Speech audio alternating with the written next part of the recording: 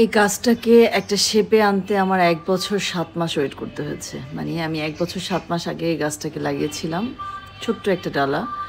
সেখান থেকে আজকে এই পর্যন্ত তাকে লালন পালন করে আমি নিয়ে আসছি।